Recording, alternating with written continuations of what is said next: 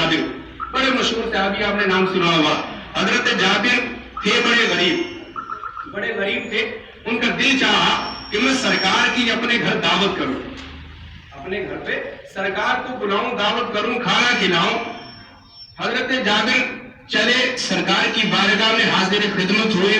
عرض کرنے لگے یا رسول اللہ، ہوں تو بڑا غریب لیکن آپ کو بڑا ہی چاہتا ہوں غریب لیکن آپ کا غلام ہوں. دل چاہتا ہے کہ آپ میرے ہاں تشریف لائیں اور کل آپ کی جو دعوت ہے وہ میرے ہاں ہوگی. سرکار نے فرمایا جابر کوئی بات نہیں، میں آپ کے ہاں آ جاؤں گا. تو سرکار غریبوں کی دعوت کو زیادہ پسند کرتے ہیں، امیروں کو نہیں، غریبوں کو میرے سرکار زیادہ پسند کرتے. کسی شاعر نے کہا ہے نا کہ جب سے کسی فقیر کی صحبت میں آئے ہیں لگ تو یہی رہا ہے کہ جنت میں آئے ہیں. اور آتا نہیں یتیم تو تاریخ دیکھیے، اکثر نبی غریب کی دعوت میں آئے ہیں، اکثر نبی غریب کی دعوت میں آئے ہیں. تو حضرت جابر نے کہا یا رسول اللہ آپ کل میرے گھر تشریف لائیں، آپ کی دعوت ہے. اتنا سننا تھا نبی دو عالم نے تمام صحابہ سے کہہ دیا کہ آپ سب کی کل جابر کے ہاں دعوت ہے. توجہ فرمائیں اس بات پر. حضرت جابر نے صرف نبی کی دعوت کی، نبی نے تمام صحابہ کی دعوت کر دی. حضرت جابر نے جب یہ بات سنی تو بڑے پریشان ہوئے کہ اتنا مال نہیں ہے، اتنا کھانا نہیں ہے جو تمام صحابہ کو کھلاؤں گا، بس جتنا تھا میں نے سرکار سے کہہ دیا. اب پریشانی کے عالم میں گھر آتے ہیں. جب گھر پہنچے تو بیوی نے دیکھا بڑے پریشان. بیوی بھی تو بیویاں ہوتی تھی نا اس وقت کی. تو کہا جابر کیوں پریشان ہو؟ کہا پریشان اس لیے ہوں کہ اتنا مال نہیں ہے، اتنا پیسہ نہیں ہے، اتنی دولت نہیں ہے کہ میں جو اتنے تمام صحابہ کی دعوت کروں. میں نے سرکار سے کہا کہ آپ کل کو میرے ہاں تشریف لائیں، کھانا کھائیں. تو سرکار نے تمام صحابہ سے کہہ دیا وہ کھلاؤں گا کہاں سے. بیوی مسکرا کر کہنے لگی میرے شوہر نامدار، میرے سرکار، ٹینشن کس بات کی ہے؟ یہ بتائیے کہ آپ نے کس کی دعوت کی تھی؟ کہا سرکار کی. کہا صحابہ کی کس نے کی؟ کہا سرکار نے. کہا آپ کا کام ہے نبی کو کھلانا، صحابہ جانے نبی جانے. مطلب کتنا پیارا عقیدہ ہے کہ آپ کا کام ہے سرکار کو کھلانا، صحابہ جانے نبی جانے. مطلب کتنا پیارا عقیدہ ہے. اللہ اکبر کبیرہ. وقت گزرتا گیا، دوسرا دن آتا، میرے نبی گھر میں تشریف لاتے.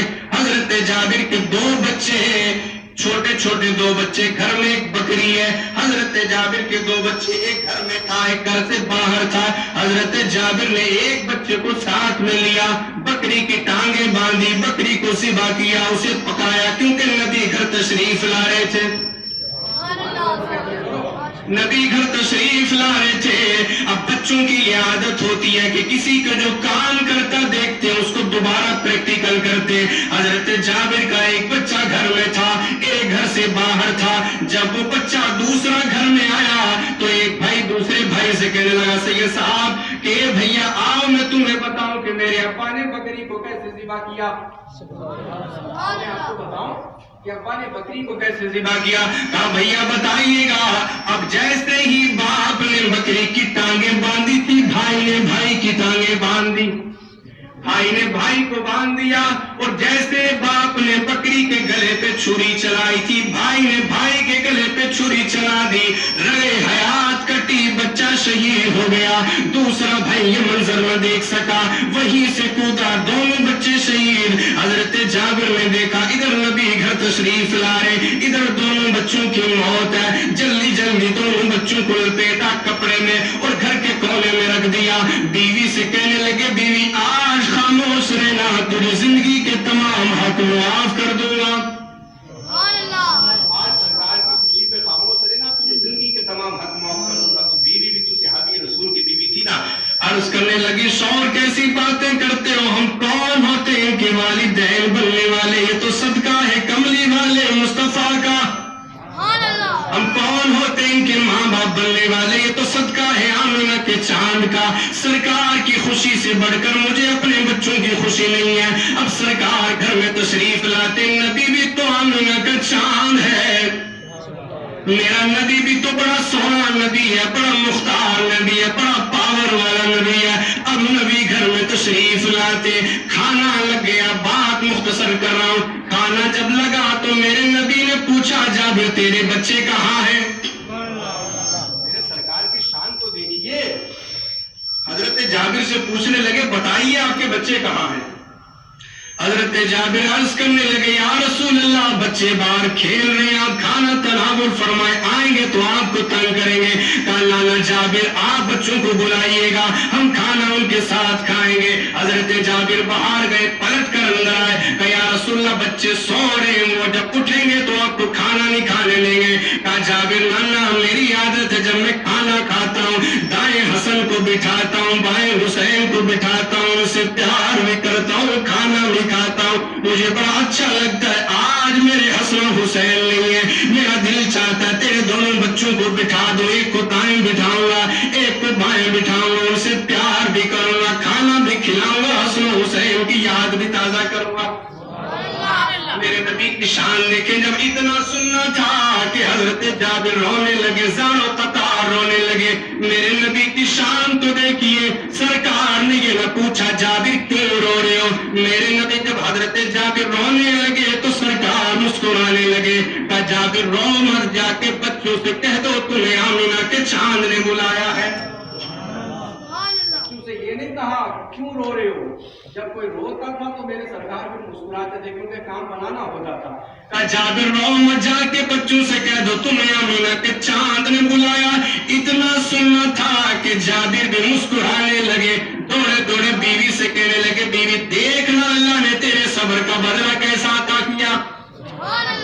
اب جلدی دوڑے دوڑے گئے، بچے کونے میں تھے، دونوں بچے شہید، ایک کی گردن کٹی ہے، کچھ چھلانگ مار کے کود کے شہید ہو گیا۔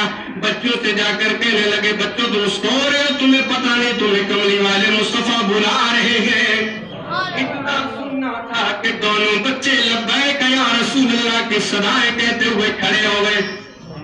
اب بات یہاں پر ختم نہ ہوئی، جب بچے نبی کی بارگاہ میں پہنچے، جب کھانا لگ گیا، وہ بکری جو کٹ گئی اس کا گوشت دے کے گئے کہ جناب والا پیس کر کے ہانڈیاں میں پک گئی، وہ جب کھانا آگے لگا ہوا تھا تو بچے کہنے لگے یا رسول اللہ ہمارا باپ بڑا غریب ہے، ایک ہی بکری تھی گھر میں جس کا دودھ پیتے تھے، ہم اپنا پیٹ پالتے تھے، کوئی اور چیز نہیں ہے گھر میں، تو آپ یہ کریں یا تو آپ نے ہمیں زندہ نہیں کرنا تھا، اگر مجھے زندہ کر دیا ہم دونوں بھائیوں کو تو پھر ہماری بکری بھی ہمیں لوٹا دو۔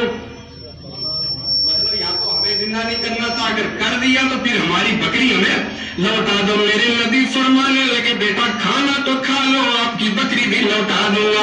اب کھانا کھایا گیا، جب مکمل ہو گیا کھانے کے بعد حضرت جابر سے میرے نبی ارشاد فرماتے اے جابر وہ کھانا جو ہم کھا چکے ہیں، وہ ہڈیاں جن سے گوشت ہم نوچ چکے ہیں انہیں لایا جائے۔ جب اکٹھی کر کے یکجا رکھ دی گئی، میرے نبی نے اپنا دستے حیات پھیرا، بکری بن کے زندہ ہو گئی۔